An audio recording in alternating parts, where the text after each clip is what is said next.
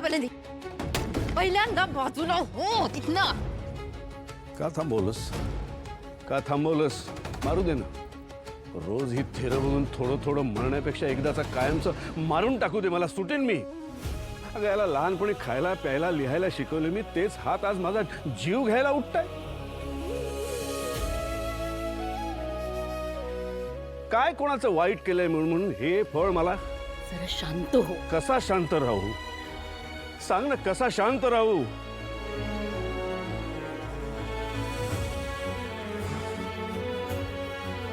आनंदात होतो मी, पण माझ्या कुठल्याही आनंदात सुखात राग कालवायला बसला हा.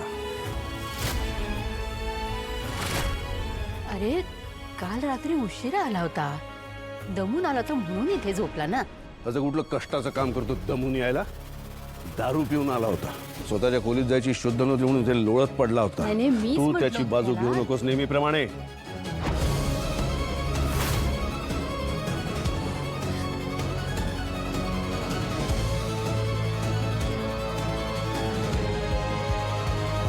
बरं आनंदाची बातमी कुठली सांगणार होतास तू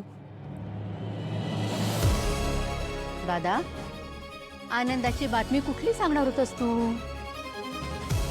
स्वराजचा लग्नाचा योग जुळून आलाय. हो.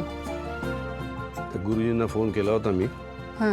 ते म्हणतात मुलगी बघायला हरकत नाही. चांगलीच बातमी आहे की, काहीतरी गोड घेऊन येते. काय नकोय गोडबीड मला.